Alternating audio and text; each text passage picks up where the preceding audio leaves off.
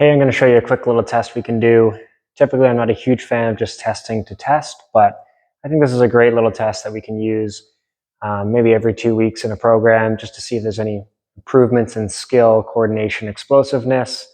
We can compare that to some normative data. This test we're going to do is called the broad jump, standing broad jump. And we're going to do it a little differently. Instead of the raw number, we're going to use height in the calculation and just kind of create a ratio and compare that to some numbers of some distance athletes. To start, I have a measuring tape here. You can use metric. You can use imperial. It doesn't really matter because the ratio is all that matters. To set this up, you do your normal warm-up, whatnot. Make sure you're loose and limber. I like giving people 3 attempts. And also in the back of the mind, you know that skill will be a limiting factor. So I think repeating it in a 2-week fashion is helpful for that reason. I'm going to line up at the start of the 0 here on the measuring tape. I'm going to do one big counter movement and then explode as best I can out and try to stick the landing.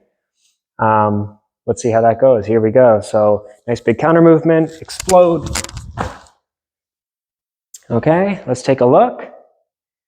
Okay, let's call that 1.9 meters.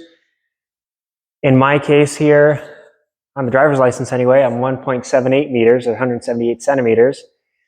I would divide the distance I just jumped, so 190 divided by 1.78, and that's going to give me a ratio. Generally, for women, we want to see 1.2 or greater. Men, 1.3 or better. So that means if we saw those numbers, that means we have good power, especially for an endurance athlete.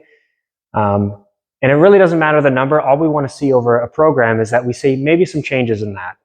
And also, as a coach, you're watching to see if you see changes in how they're executing it, initiation, skill, that kind of thing. So it's kind of fun. Generally, I think athletes like to see some progress there. And it's a cool little test we could do that's super minimal. You don't need much. And yeah, give it a try.